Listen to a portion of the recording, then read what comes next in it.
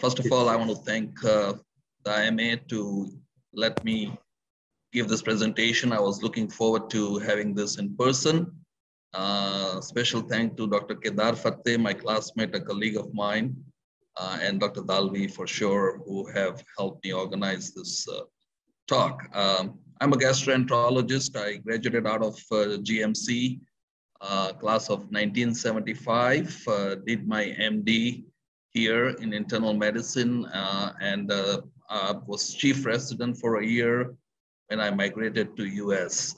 I did my internal medicine residency again, which was a requirement. So 3 more years of internal medicine residency at a Hurley Medical Center up in Michigan. Following that, I went to University of Michigan and did 2 years of fellowship in gastroenterologist.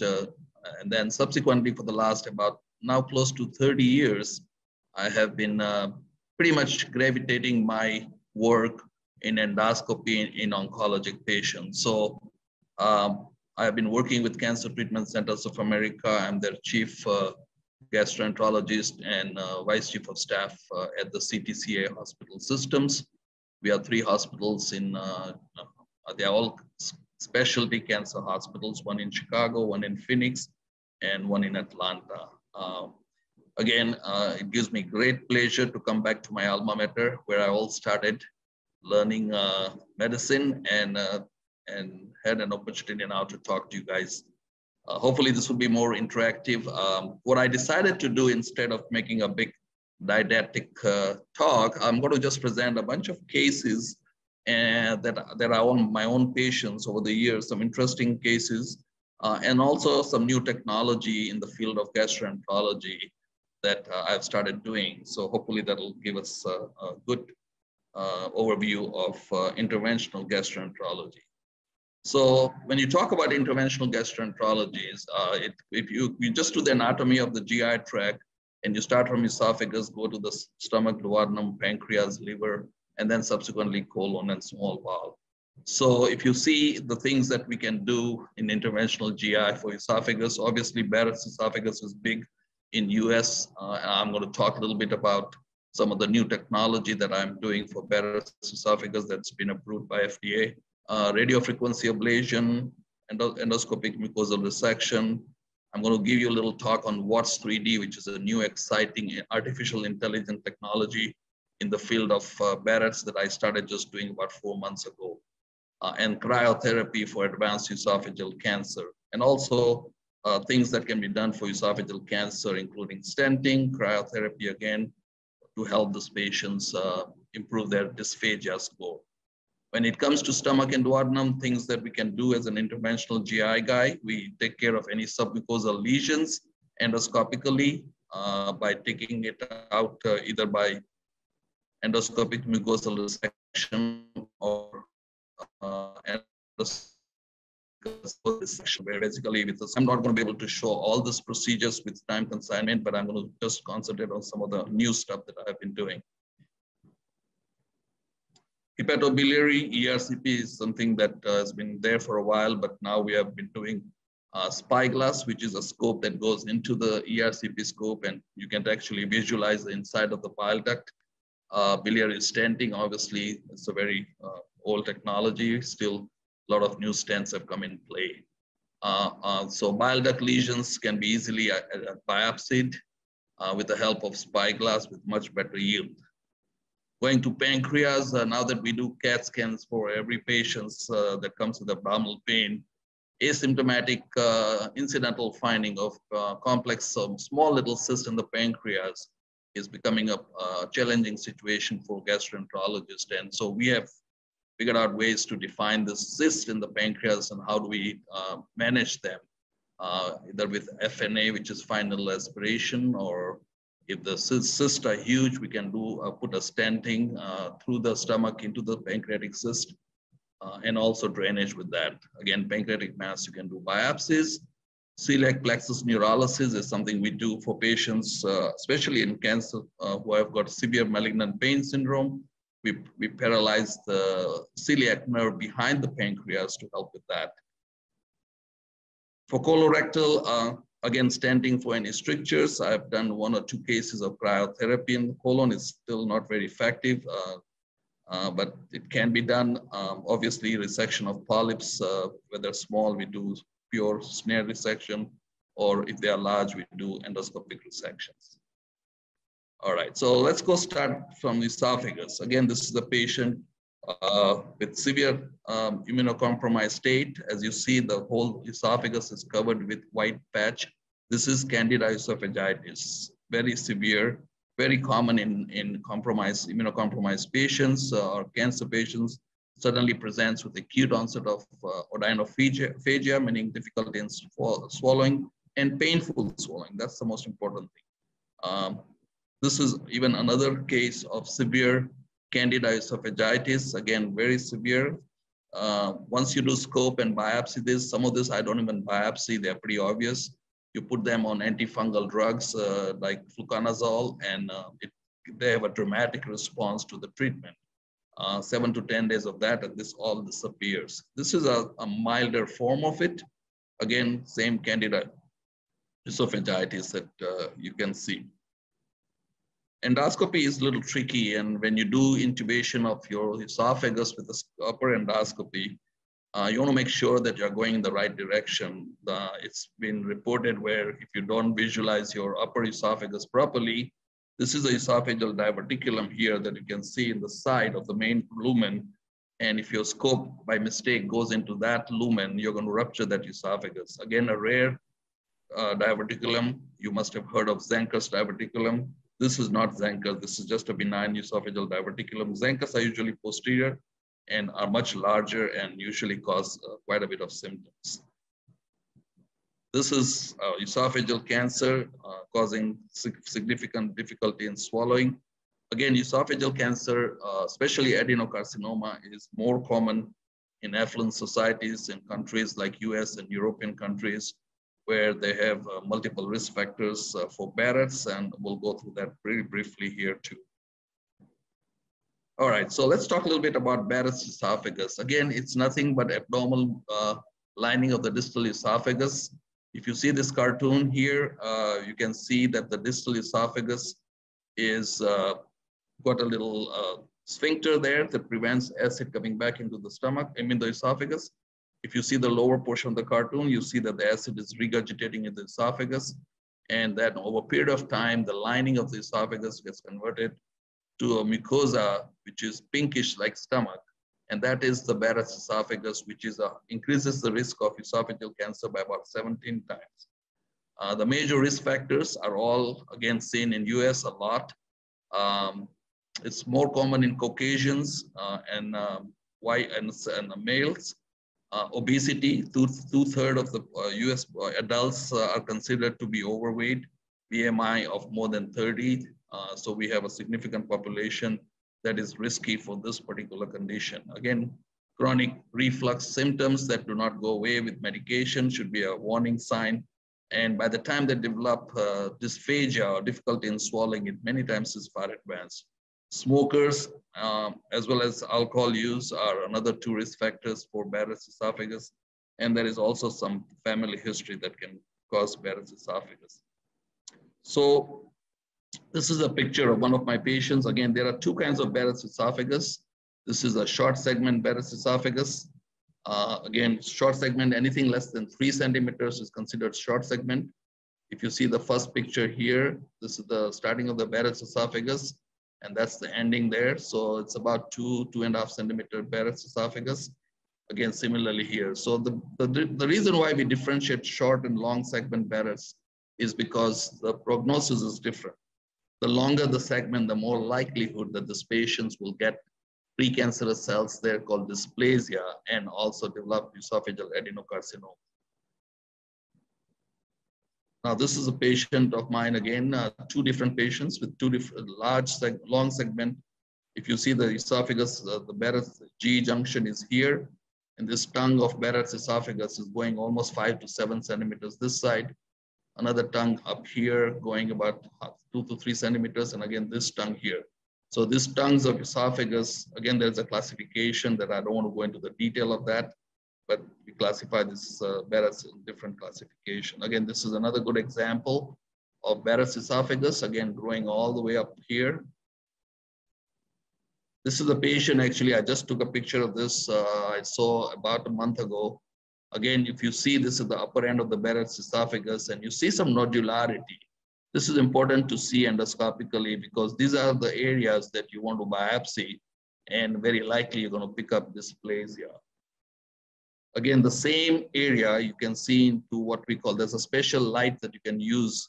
It's called narrowband imaging, NBI light, which is just a change of light that you do. And then this would show you even more distinct nodularity in the esophagus that otherwise you cannot see with the regular light. So the standard of care for esophagus cancer is, standard of care for Barrett's esophagus is, again, to do biopsy of the Barrett's esophagus at the length of every 2 centimeters. So if somebody has got 6 centimeter Barrett's esophagus, you biopsy distally, and then at 4 centimeters, at 2, and at 0. So every 2 centimeter, you do random 4-quadrant biopsies. You biopsy in 4 different corners of the esophagus. And the problem with that is that you may miss certain area that potentially could have dysplasia. What we are looking for is dysplasia, because dysplasia is a precursor. It can be a high-grade dysplasia, which is almost as good as having carcinoma in situ. And that's where we can really do a lot of intervention to help this patient. So this is a new technology that I want to spend a little time on. It's called WATS 3D.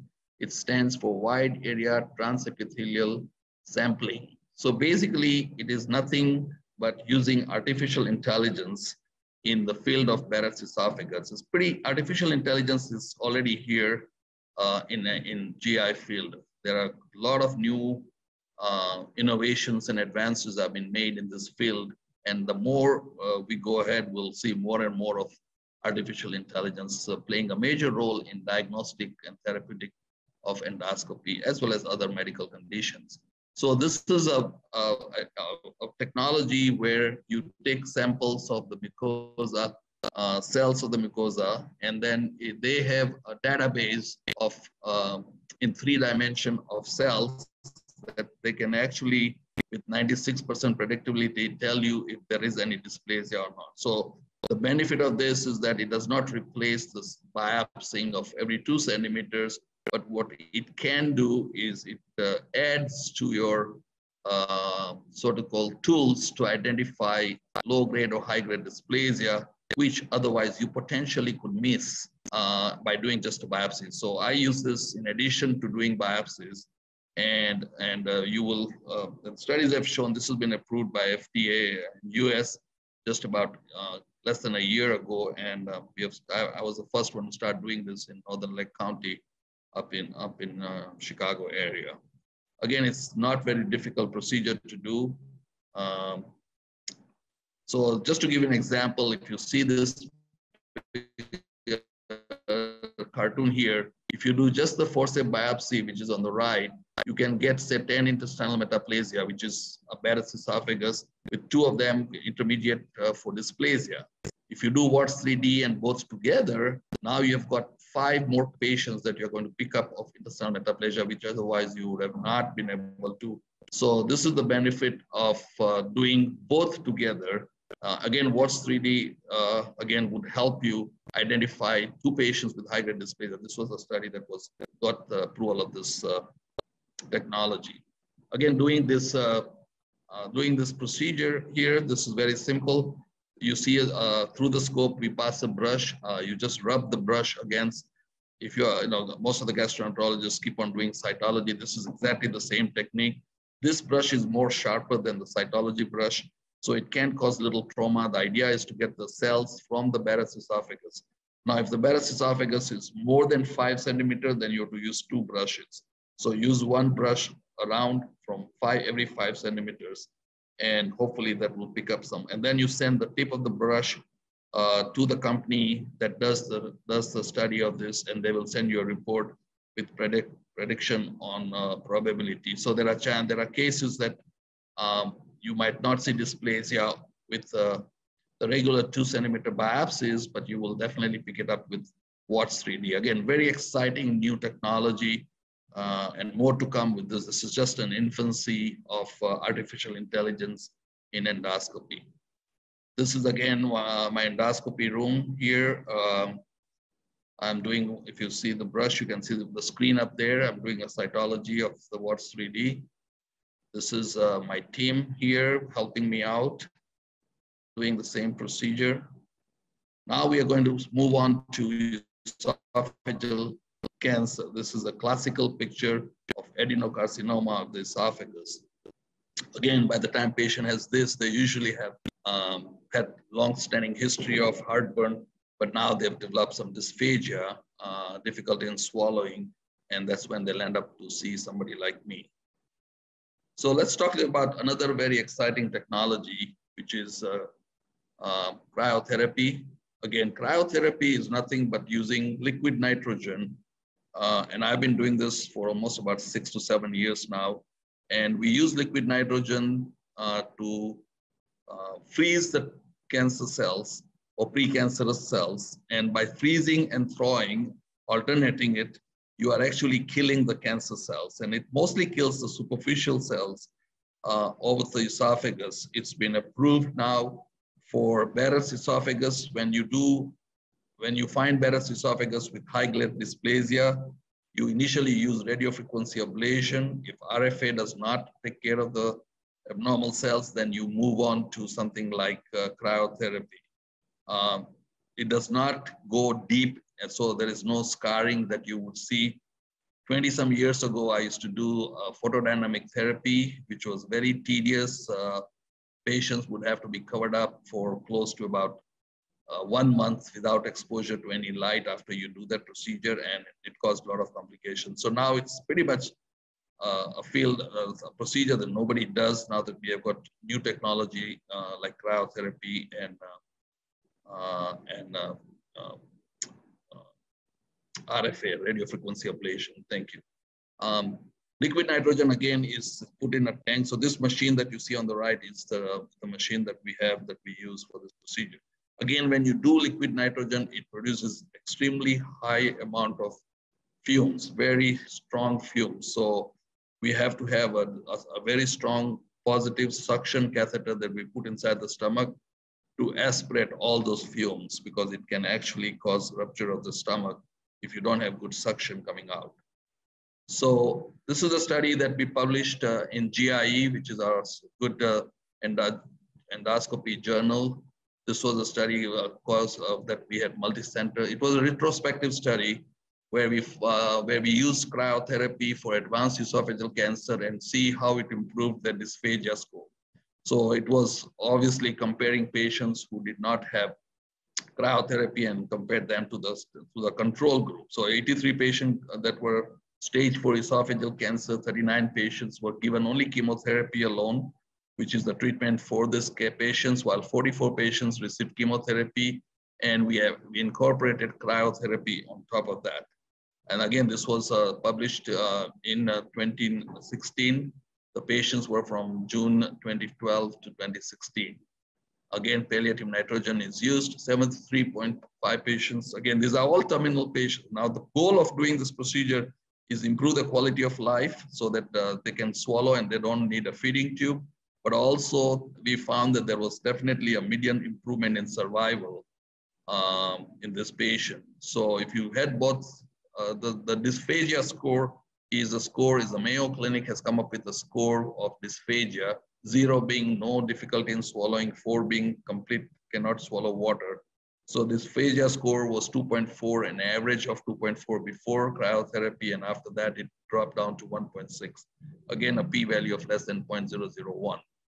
Median, what was exciting is that when we presented this data at the DDW meeting, we got a lot of question as to how you can show that much of improvement in survival. So the survival improvement was 19.2 months in combined therapy compared to 9.5 months. In the field of oncology, this is a very dramatic difference. So most of the chemo drugs are approved by FDA when they show survival of 6 months or more than the regular standard of care. So this was definitely a finding that was not our goal, but because we found this, we started a prospective study with the same group of patients. Again, I'm going to show you a brief video here. So this is a patient. I'm doing an endoscopy. As you can appreciate how severe this tight the esophageal tumor is. As I push my scope through it, I'm making it bleed. And it's a pretty long segment of distal esophagus, classical case of adenocarcinoma of the distal esophagus. Again, very tight, very friable, and bleeding tumor.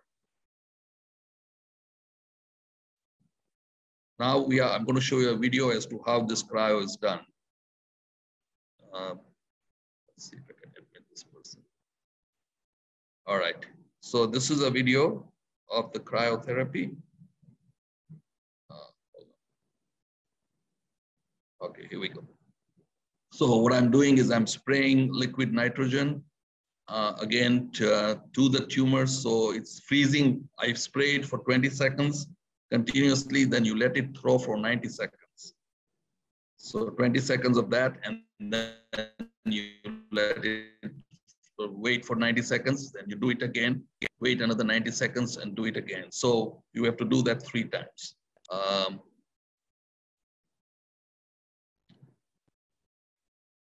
Again, this is the same video, I think, showing up with the freezing.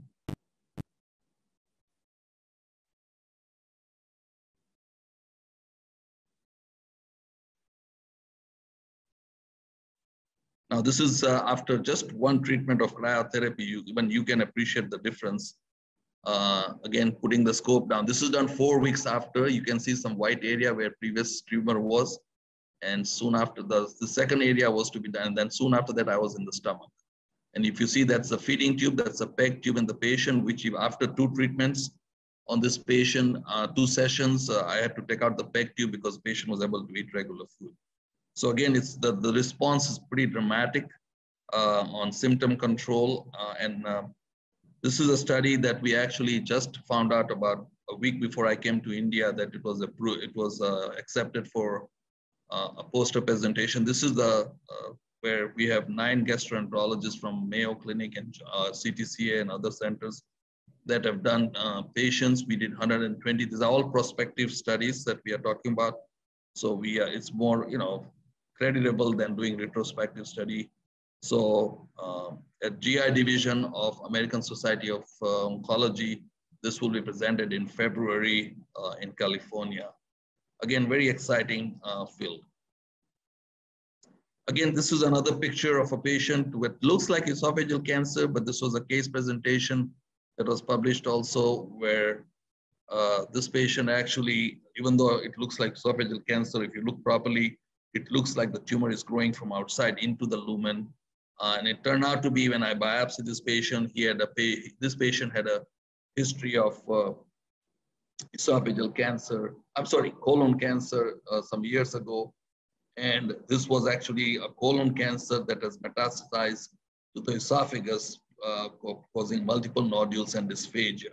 Again, a very rare presentation. It was not very few case reports have been shown to show colon cancer metastasizing to distal esophagus. This was published in 2012 by me and my colleagues.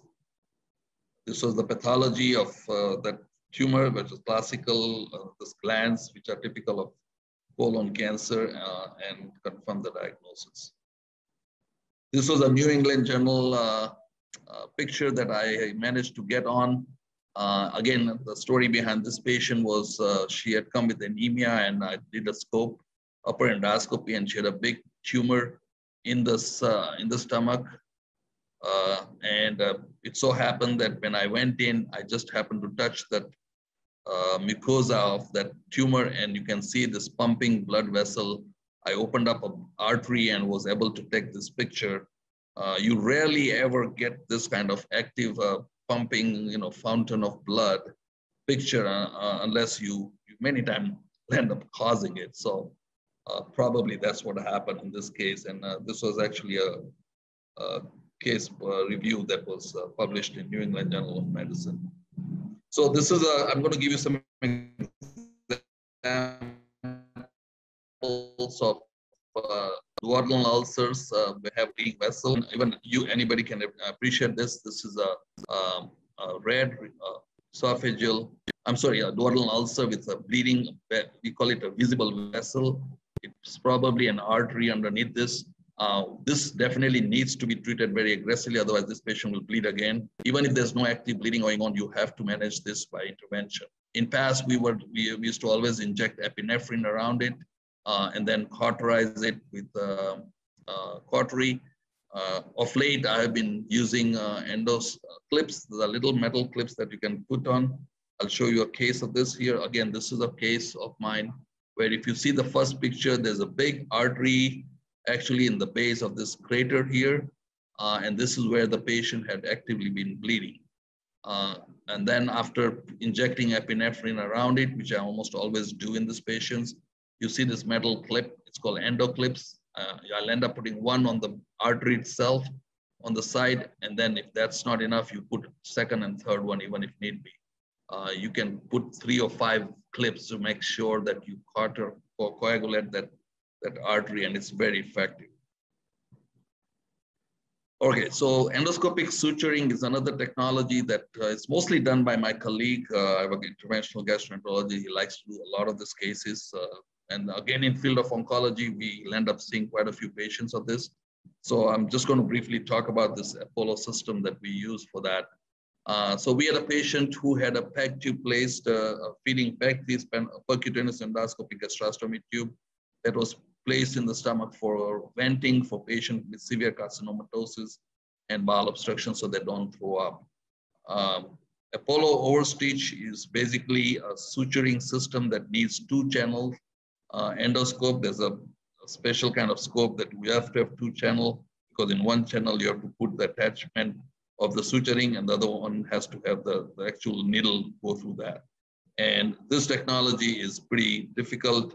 There is some steep learning curve, but very, very effective in a lot of cases where there are fistulas that patients are not surgical candidates that you can actually endoscopically help this patient. So I've used this in 2 patients. My colleague has used it in quite a few other patients, mostly for fistula. So this is basically what the Apollo system looks like. Again, you see the 2 channels that has got, and then this attachment is on the top of the scope. So this is a fistula in the patient's stomach. If you see, you can appreciate this deep crater and the whitish thing. And if you see at the bottom part here, the lower part, there is a bubble there. That's where the fistula tract is to the skin. So this is opening up in the skin. So first we do is we go and cauterize the edges of this. We can cauterize the edges of this. So this is where we cauterize the whole edge of the fistula tract so that you make it a little firm. Next thing you do is use the suturing system. And if you see, this is the needle that's going in the side of this wall. And this is the suturing thread that goes around it. Again, you see this 2, what you call it, almost like teeth that brings the lining of the 2 wall together before we put the stitch on. Okay, so this is what it looks like after we put the stitch on. And this patient stopped having any more fistulous drainage. Again, this is the last needle part of it. All right, so this is totally a different case, unfortunate situation of this patient. This patient had a feeding tube placed for head and neck cancer. He had a stage 4 laryngeal cancer, squamous cell, had surgery initially and got recurrent disease. So he needed a feeding tube. He had a regular PEG tube, which was converted to a button, which is what this was. One of the complications of doing endoscopic PEG tube placement is that when you do the scope and do and drag the PEG tube, the feeding tube, through the mouth into the stomach wall, you'll end up taking some of the cancer cells from the primary tumor. And this turned out to be that there is a secondary deposit. So this is iatrogenic metastatic lesion that was caused by doing the procedure. And you can appreciate this tumor, which is growing around the PEG tube. Again, because the patient was already a stage 4, it did not change the overall prognosis of the patient. So we had to go and radiate this area to treat this unfortunate situation. But that is been reported. It's more so with nasopharyngeal cancers than other head and neck cancers. So one of the things that have been reported in literature that if you put the feeding tube after the patient has had few weeks of radiation, you might have less chance of this happening because the superficial lining of the tumor is already been kind of necrotic from the radiation. Okay, why is it not moving?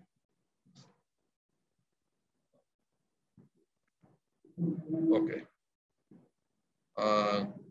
So this was the endoscopic closure of rectal perforation. Again, this was another very unusual situation where in the US, what they do, they put a little spacer between the rectum and the prostate before they do prostate radiation to prevent injury to the rectum.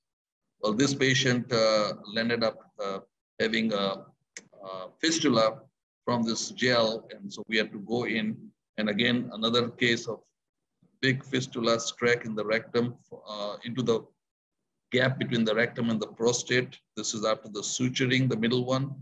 And then the third picture is what it looks like after it heals up. Again, the whole, if you can appreciate from the first to third picture, it improves significantly and the patients stop having any symptoms. We published, we were the first one to publish our data on a very unique phenomena, which is called occlusion of the PEG tube in patients with carcinomatosis. What it is that in patients who have severe abdominal carcinomatosis from ovarian or metastatic colon cancer, they come with severe vomiting and all that. And what happens is that we put a PEG tube in this patient so that they do not throw up anymore. They basically have significant dramatic improvement in their quality of life. One of the things I started noticing, and I had 7 cases where the PEG tube would stop draining the gastric content, patient would start vomiting again. And it so happened that in a couple of patients, when we scoped them, my initial thought was that the feeding tube has migrated into the abdominal wall. That's why it's not draining. But interestingly, by pushing the tube in and out a few times, the tube would start draining again. So then it was picked up on endoscopy that what was happening is that because the patient has got so much tumor around the stomach does not have the distendability that it normally has. So the opposing wall of the stomach actually herniates into the opening of the PEG tube and occludes the opening of the PEG tube. This is again, was never reported until we published our data in European Journal of Gastroenterology of 7 cases that had this phenomena. Again, the solution for something like this, again, this is another patient. If you see, the whole mucosa is getting drained because when that is a suction there, it sucks the mucosa of the opposite wall and occludes the G tube. So if something like that happens, all you have to do is take out the PEG tube and use a Foley's catheter kind of a replacement PEG tube, which is more in a form of a balloon. Now, what this balloon will do is will keep the opposite wall. The wall actually you see next to the balloon here was the wall that was herniating. This will not herniate anymore because the water-filled balloon will prevent it from happening. These are simple cases of colon polyps. Again, the small polyps, anything less than 1 centimeter, you can just snare it off without even using cautery. We call it gold snare. Anything more than 1 centimeter, like this one on the right, again, you have to do it very slowly and excise it slowly. This is a full-fledged colon cancer. Again, this is not completely occluding. We hear all the time apple core colon lesion. This is what apple core would look like. When it gets really bad, you start seeing this kind of very narrowed lumen. Patient will be symptomatic. If they cannot have surgery, if they are not candidate for surgery, this is a very ideal candidate for me to put a colonic stent. And the colonic stent will palliate this patient while they are receiving chemotherapy. Again, the indication for colonic stent is always for palliation or bridging them from the time that they are having chemotherapy and before surgery. So if somebody needs a few cycles of chemo before surgery, we would stent the colonic lesion and then the surgery would take out the stent. Surgeon would take out the stent. So again, this is the ideal candidate for colonic stent. Very, very rare condition. This is a post-surgical specimen of what we call it familial adenomatous polyposis. Again, you see millions and millions of polyps. This is an inherited condition, very rare. Basically, this patient from the age of 12 start having polyps, and majority of them require pretty much total colectomy in these patients to prevent them from developing advanced colon cancer. Immunotherapies are new treatments. You may or may not have heard depending upon your specialty, but now uh, immunotherapies like nivolumab or ipilimumab, these are multiple immunotherapy, pembrolizumab. These are drugs that are used for different cancer, even as first line. For non-small cell lung cancer, now immunotherapy has become first line. And if they are positive for certain mutation, then in kidney cancer, especially if there are dual immunotherapies used. Well, one of the major complications of immunotherapy is diarrhea. 1/3 of the patient will have diarrhea. Some of them can have very severe diarrhea to a point where it looks like colitis. Standard treatment for this patient, again, immunotherapy is something relatively new over the last maybe 8 to 10 years. And the more patients started getting immunotherapy, more, even now recently,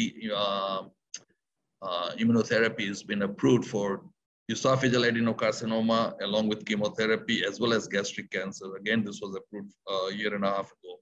So more and more patients are receiving this treatment, but the complications with that is diarrhea, and they get typical features of ulcerative colitis. We treat them with steroids, but the problem with that is that when you put these patients on steroids, they do respond exceptionally well, but the negative part of it is that they will not be able to continue immunotherapy. It's contraindicated to continue immunotherapy. So we started using infliximab, which is used for ulcerative colitis, and we presented an abstract in 2016 of 6 patients that instead of giving them steroids because they cannot receive the therapy, we put them on infliximab with very dramatic response. Again, this is what you cannot differentiate. No gastroenterologist can differentiate this picture from ulcerative colitis. Even the pathologists have struggled. So history is very important. If this is something you see in patients after they've been undergoing immunotherapy for different kind of cancers, this is classical of immunotherapy-induced colitis. Again, not everybody gets it. 1/3 of the patient will have diarrhea. Maybe 2 to 3% of that can have stage 4 colitis, which is this. Again, this biopsy-wise, you can many times not differentiate. The pathologist will many times call me and say, hey, this patient was in immunotherapy or something like that, or I have to send that information to the pathologist to confirm the diagnosis. It's difficult to differentiate. You can see cryptitis, cryptabscesses like you would see in ulcerative colitis. This is classical, again, working at an oncology hospital. C. difficile-induced colitis is very common. I don't know how much you see it here, but in my hospital, I see quite a bit. Again, typical finding on endoscopy. Again, not most of them would do endoscopy. You do a stool toxin study. The cheapest way to find out if they're positive, you treat them with metronidazole or vancomycin orally, and they respond very well. Unfortunately, there are some patients who get recurrent colitis. In those patients, I have done fecal transplant. In US, you can actually have frozen feces. You can buy them and store them. They're made out of a company out of Canada. They are very well studied, make sure that they are of healthy donors. And the response is very dramatic. You go with a colonoscope and infuse 250 ml of this healthy, true donated stools, which pretty much takes care of the symptoms within 24 hours. I've seen some I don't do often this. On very rare cases, I would do that. A couple of my patients were severely immunocompromised because of being on a stem cell transplant patient, and I had very good dramatic response. This is classical, what we call it melanosis coli, very benign condition seen in healthy people who have been taking a lot of senna-containing laxatives all their life. The whole lining looks melanotic. Again, no other significance except that you have to get the history from this patient, make sure that again, it does not prepone them for any other condition. This is a very interesting video that I'm going to show you. This is a patient who I did a colonoscopy for just routine right lower quadrant pain. We did not know what was causing it. And then when I reached to the cecum, what you are seeing here is that this is an opening of your appendix. First, I thought it looks like a polyp that's growing inside the appendix. So I said I should biopsy that. So the next thing I did is I took a biopsy of this. And when I did the biopsy, this is what I found. There was pus pouring out from this. So this patient had what like acute on chronic appendicitis, which we did not do a CT or anything. It just pain was there. And I think by just doing the biopsy, I opened up the appendicular opening and all the pus started pouring out from this patient. Now I may have saved him appendectomy, but that was not the intent of doing this biopsy. I was more worried about that being a polyp in that opening. Again, this is just an incidental finding, but I thought the video was able to capture the nice video during this procedure. This is again, same patient. So over a period of time, I've taken out a lot of foreign bodies from the GI tract. I'll just give you an example of a few of them. Okay, so this is what it looks like esophageal cancer, but it actually is a piece of meat stuck in the esophagus. On the left-hand side picture, number 2 is where the piece is there. Patient classically comes middle of the night, usually after a Christmas dinner or something. They'll be eating turkey or chicken, and then they'll come with inability to swallow their own saliva. So middle of the night, you have to go in and get rid of this. Please, I'm doing it with what we call it alligator forceps. There are different tools we can use to take it out. There are nets that you can put around this called Roth baskets. So again, different things can be put to take care of it. After I took it out, you can see that actually the patient has a very tight narrowing of the esophagus at the distal esophagus. This is called a peptic stricture. That was the cause of the food getting stuck there. So to prevent that from happening again, in the middle picture, you see a balloon has been put to dilate this. And the third picture shows that we have torn this opening wide open now compared to the first picture. And hopefully this patient will not wake me up again middle of the night. So this is how we treat esophageal stricture and then put them on strong proton pump inhibitors to prevent it from scarring again. We had a psychiatric patient that used to swallow stuff in the hospital, at the psychiatric facility. He would get hands, he had swallowed dentures, he had swallowed keys, he had swallowed a battery. This was a long time ago. And the only reason why he would do that, he gets to come to the emergency room and come to the hospital, little change of atmosphere for him, get some good food for a couple of days and go home. So he was a younger, unfortunately a schizophrenic patient, but had a habit of swallowing anything he could get his hands off. So this was a battery that it was required. It was pretty tedious to take it out again. I used a big net to grab this and pull it out through the mouth. A patient, actually a drug dealer, had swallowed a condom with cocaine in it. Again, this is not something I would ever do it endoscopically. So when the patient was brought by police and they'd done X-ray, they found some abnormal findings on the stomach. And then when I scoped the patient, I found one of this condom fill. You don't want to try to take it out endoscopically because the moment you rupture this condom by putting anything to grab it, the patient will die on the table because this cocaine will get this person absorbed. So this patient actually had to go for open surgery, and only then and then they were able to take it out. So again, this is another interesting case. This is, I always, when I show this slide, I said I'm going to give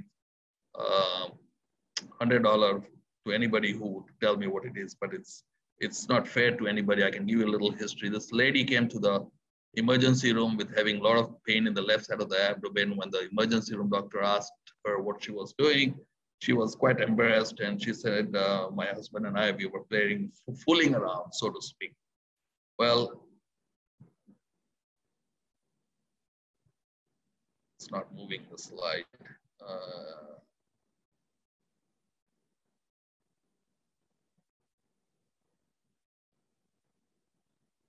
Frozen.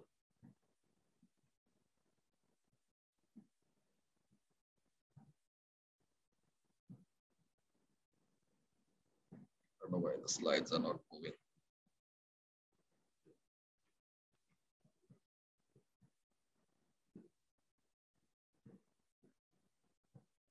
Okay, here we go, sorry.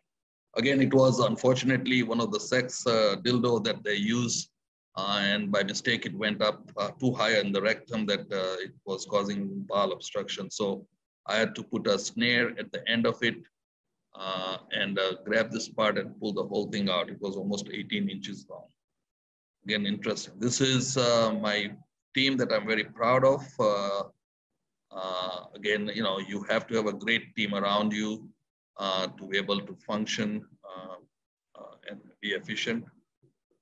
Again, there's always a saying, doesn't matter how many resources you have, if you don't have the right how to use them, there will never be enough. So this guy is trying to get over the wall, and all he needed is one ladder to put it vertical, and he kept on piling them up laterally and ended up not being able to get over. This is what the first ambulance looked like. And here we are trying to do a new innovation where we can scope the patient like this, like we are doing with this dog, light through and through. Anyway, that's the end of my talk. Thank you for your attendance. I hope that this kind of gives you a brief overview. I left some time for questions. If anybody has any questions, I'll be more than happy to answer. Thank you, doctor. Am I audible? Yes, you are. Yes, you are. Yes.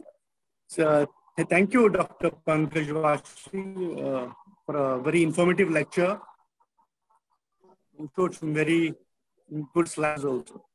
I apologize for some connectivity issues at the start of the program. Wishing all our members and the speakers a very happy new year. This is our first webinar for the year, and we'll have regular webinars, at least one webinar every month. Okay, and this particular CME has been accredited with 1 credit point by the Goa Medical Council. I'll just take 1 minute and a brief insight into the CV of Dr. Pankaj Washi, something I missed at the start. Dr. Pankaj is an alumni of Goa Medical College, Bambolim. He completed his MBBS and MD in medicine from Goa University, a fellowship in gastroenterology from the University of Michigan. He is a diplomat of the American Board of Gastroenterology and also of the American Board of Internal Medicine. He is a fellow of American Gastroenterology Association. Presently, he is a chair of the Department of Gastroenterology and Nutrition. He's received various awards. He received a gold medal for first rank at MBBS, Dr. Ernest Borges Award for highest rank in surgery. He's a member of various associations. There is the American Gastroenterology Association, American Society of Parenteral and Enteral Nutrition, and American Society of Clinical Oncology. He's done a lot of research also in clinical pattern of chronic renal failure in Mumbai. He has been a primary investigator for women's interventional nutrition. There's a lot of publications to his credit, and among his presentations are the metabolic support team practical applications on hepatitis C and on the role of metabolic support in oncology care. Dr. Pankaj, thank you so much for your talk today. The house is open for any questions. So if any members are having any questions, any queries, Dr. Pankaj will be more than happy to answer them. Please go ahead. Mohan, you can unmute everybody.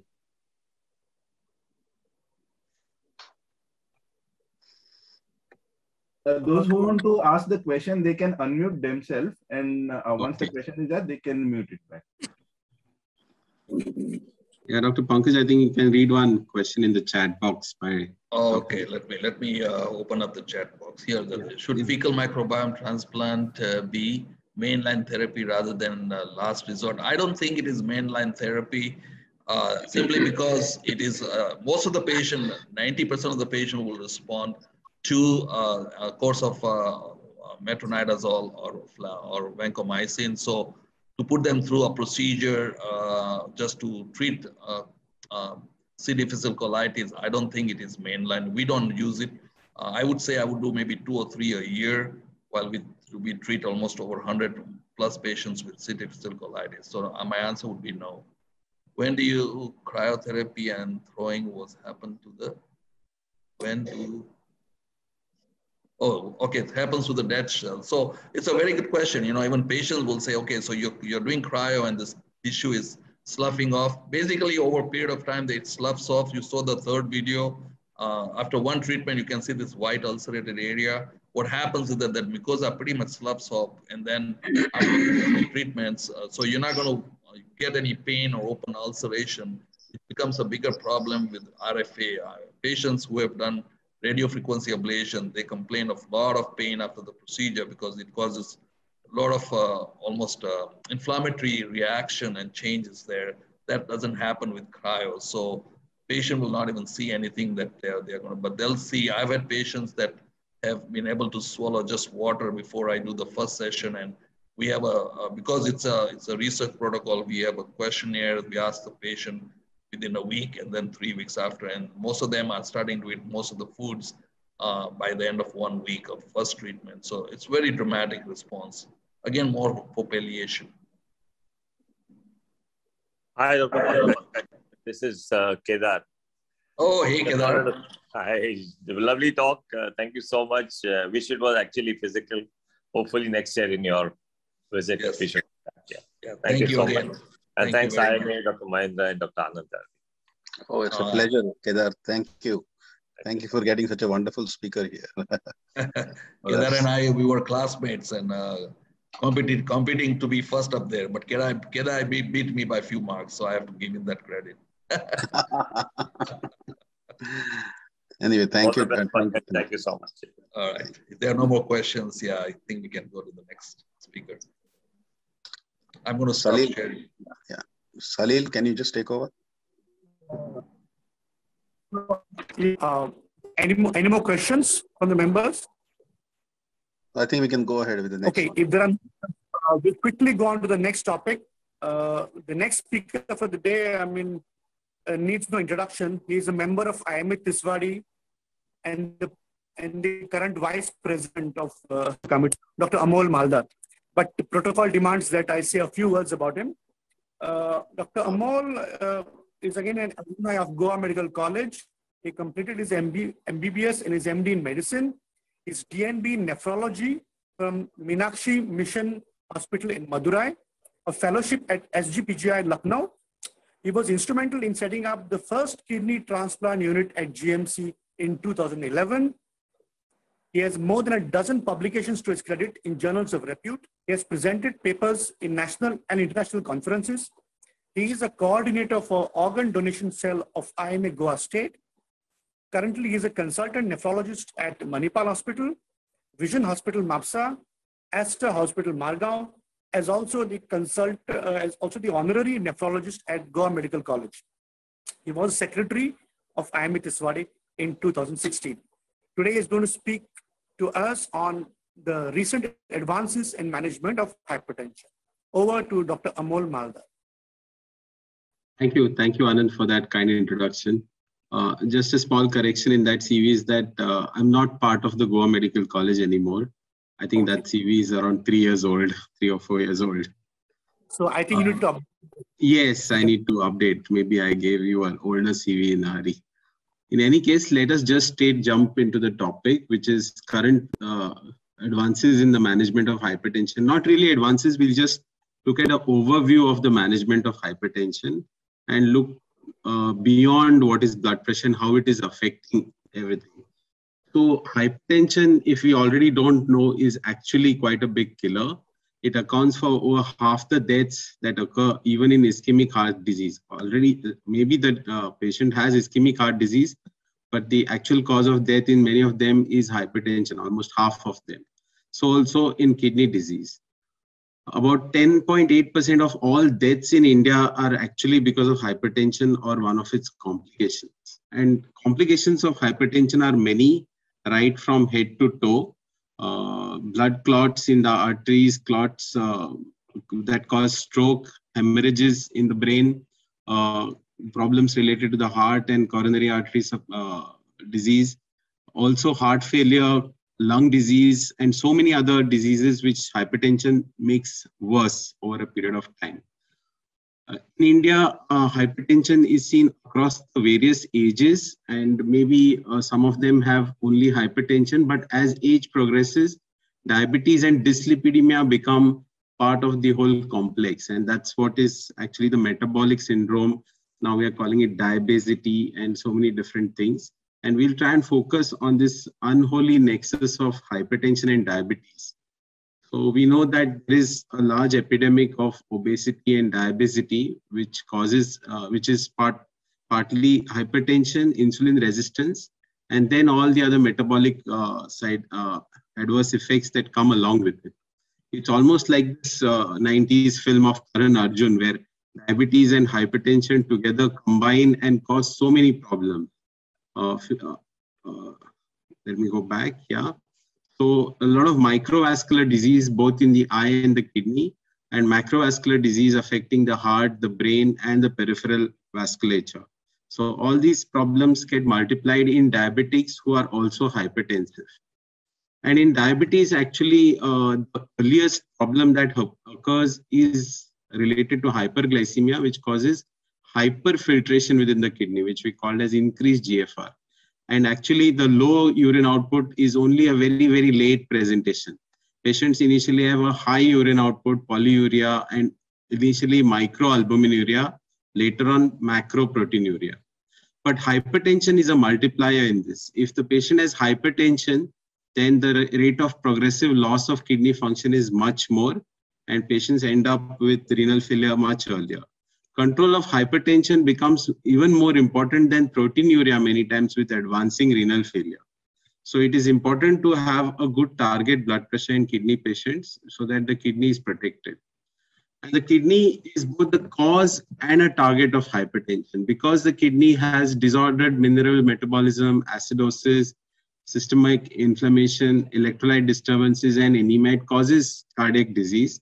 Also, the autonomic dysfunction, retention of sodium in kidney patients, nephrosclerosis, and endothelial dysfunction, all of this both cause hypertension as well as make the hypertension worse. And the hypertension itself goes on damaging the kidney, which causes worsening renal failure.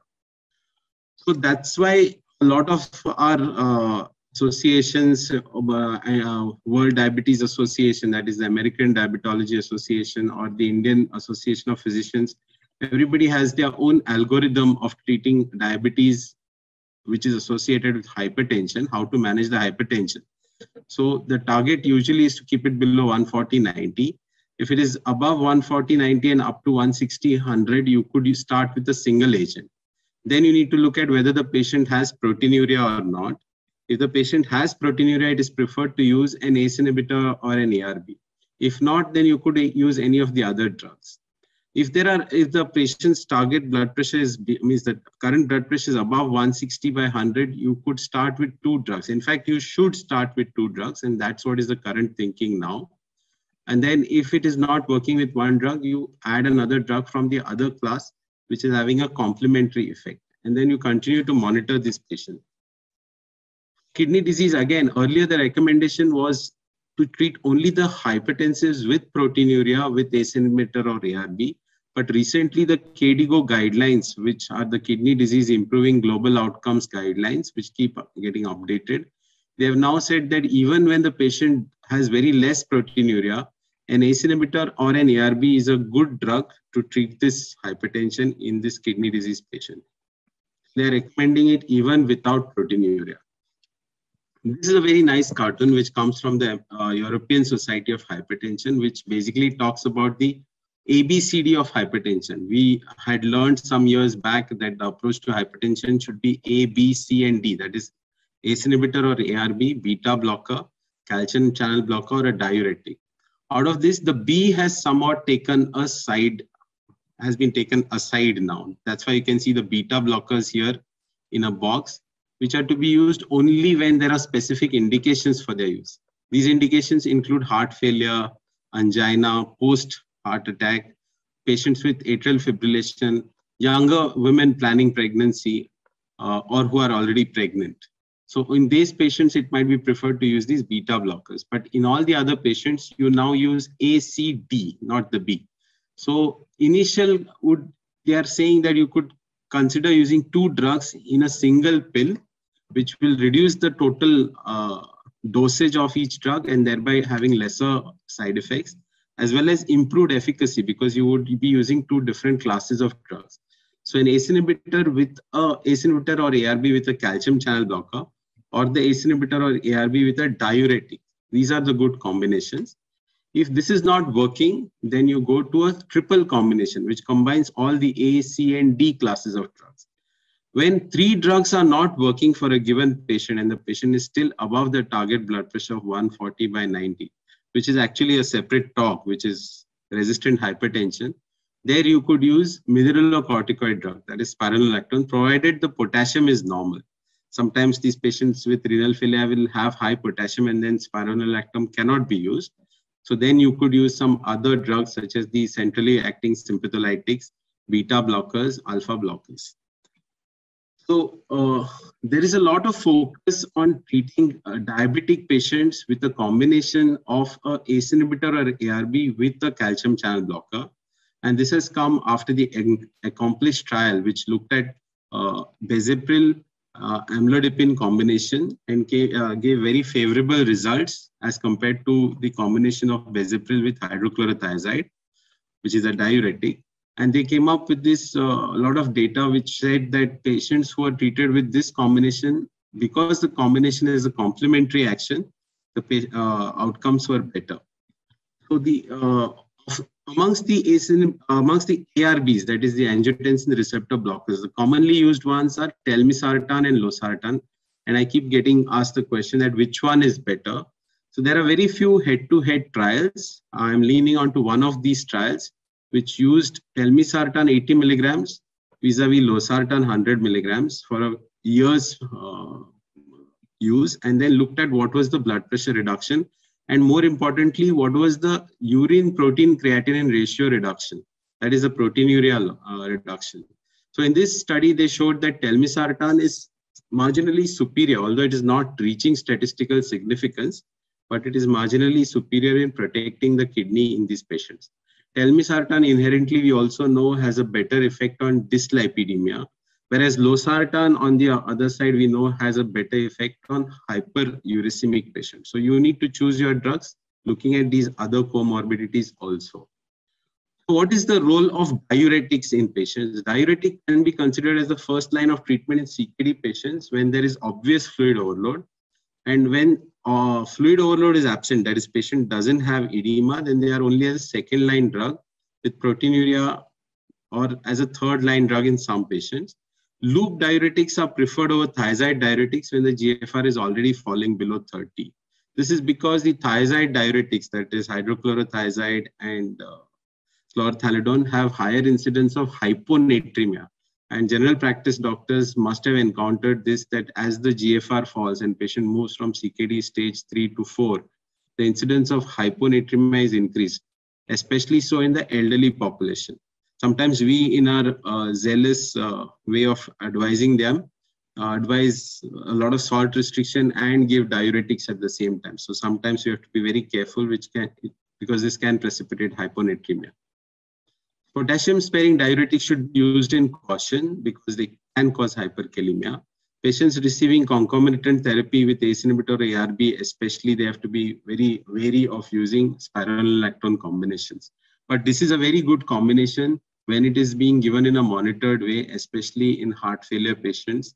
Some of your patients with liver cirrhosis who have a lot of edema, because the sequential nephron blockade is happening because they're acting in 2 different places, the loop diuretics and the aldosterone antagonist.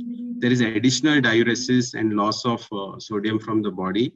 Hence, the patient's edema control is much better. But this comes at the cost of increasing potassium. So you need to be monitoring their potassium level. Where does this leave the beta blockers? So beta blockers, although are very potent antihypertensive, and there is a benefit in CKD patients because it reduces the sympathetic overactivity. But they are now used in limited patients only, like we discussed, in heart failure patients, patients with angina, post-MI, and some of the younger women who still want to conceive. So these are those few indications where beta blockers would still be used. So a lot of focus is now there on newer drugs, and one of the new drugs that I'm focusing on today is cilnidipine, because amlodipine has been there with us for many decades now almost, and is a very good drug. Let me confess here that amlodipine is still my go-to drug in many of my patients, and I wouldn't change a patient from amlodipine to cilnidipine because one is superior over the other. It's just that cilnidipine has slightly better side effect profile with a lesser edema incidence. But there are certain metabolic advantages as well, which have been proven in some studies, which we need to be aware. For example, this one study which tried to use a euglycemic clamp, that is trying to keep the patient's glucose, measure the glucose by continuous insulin infusion and seeing how much glucose will the blood sugar will increase with a continuous glucose infusion. So before treatment with cilnidipine compared to after. So the patients who received cilnidipine had good insulin sensitivity by almost 21%. So their glucose levels did not rise as much as the other patients. Means that the requirement of glucose was higher to rise post cilnidipine treatment. So this might have important considerations in patients with diabetes. This is another very interesting graph which shows these, if you can notice in this slide here, in the graph, the whole dots, the black dots are actually post-treatment dots, and the empty dots or the circles there are the before treatment circles. And this shows the early morning blood pressure measured in these patients before the treatment with cilnidipine vis-a-vis after. And you can see that there is a significant shift down and to the left after the treatment. This shows that there is a good control of early morning blood pressure, which is one of the important markers of mortality and morbidity in hypertensive patients, because that suggests the sympathetic overactivity or an early morning surge in these patients, non-dipper status on what we call as ambulatory BP monitoring. So that may be an important marker to prevent stroke and heart attack in many of these patients. This is another very interesting study coming from Japan, where they have tried to look at the carotid intima Doppler studies, both before the treatment with cilnidipine and a few weeks after, 12 months, 1 year after the treatment. And they measured the luminal diameter, which is shown here as LD, the medial thickness and the interadventitial diameter. That means the whole thickness of the carotid artery. And they showed that in the lowest quartile, that is in patients who had normal arteries, it did not change much. But in those patients who had thick arteries to start with, treatment with cilnidipine over a period of year made sure that this interadventitial diameter and the luminal diameter both were reduced. The intima media thickness was reduced, and this may be of importance in preventing cerebral artery disease in this patient in future. This is my last slide, which actually talks about the comparison head-to-head of amlodipine and cilnidipine. This is the most common question that we get asked. This was a study published in Kidney International around a decade back, where they looked at 350 patients, and actually only 147 on each side, around 140, 130, completed the study. This shows that the patients achieved a similar blood pressure profile, systolic and diastolic, but amlodipine patients had persistent proteinuria, if you can see here, whereas cilnidipine patients had reducing proteinuria. So cilnidipine definitely is a kidney-friendly calcium channel blocker, and it reduces the protein loss through the kidney, and thereby giving us better chance of long-term survival and slowing down of the progression of kidney disease. The take-home points is that hypertension is associated with multiple comorbidities, and diabetes and hypertension are an unholy nexus there, which increases the risk. The ABCD approach has recently changed slightly, and now we have the ACD approach, which is angiotensin receptor blocker, calcium, ACE inhibitor and ARB, calcium channel blocker, and a diuretic. Current approach is early use of 2 drugs, preferably in a single combination, and maybe even all the 3 drugs in a single pill, and trying to achieve the target blood pressure. The beta blockers, or the B, has moved slightly away, but it still has role, like we discussed, in patients who have heart failure, post-MI status, persistent angina, young patients, young ladies especially, who want to still go ahead with conception. Cilnidipine has important metabolic advantages, which we described, and a combination of cilnidipine and telmisartan works quite well, especially for our diabetic patients. So thank you for your patient listening on this Sunday, and I'm happy to take any questions. Actually, hypertension is a very large topic, so me and Anand have decided this is just a starter, this is just a teaser. We'll try and split this topic into smaller subgroups, like what is the current definition of target blood pressure? What is the pathophysiology? How to approach it with what tests, especially the evolving use of ambulatory BP monitoring. So we'll take it stage-wise and we'll do many more sessions. So this was just a teaser. I'm happy to take questions. Thank you. Thank you, Dr. Amol. Thank you so much. Yeah, any questions for Dr. Amol?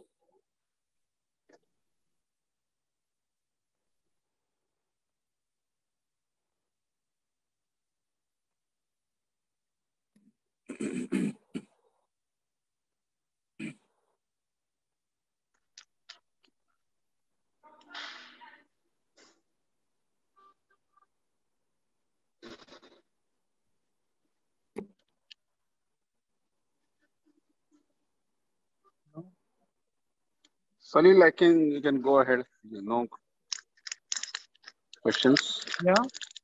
Any comment from you, Dr. Mandira? No, we don't think there are any questions, so I think we can go ahead and. Okay, so if there are no more questions, any questions? Yeah. So if there are no more questions, on behalf of the executive committee, pardon me, no, there are no more questions. So on behalf of the executive committee of IIME Tiswadi, I thank both the guest speakers for today, Dr. Pankaj Washi and Dr. Amol Maldar, for the very informative talks, excellent lectures. Thank you so much. We thank Mr. Rohan Naik for anchoring today's show. Thank you, Rohan. And I thank all the members of IIME Tiswadi for taking time out from their family on a Sunday evening. And, for those who missed, Rohan will be putting a link to the recording.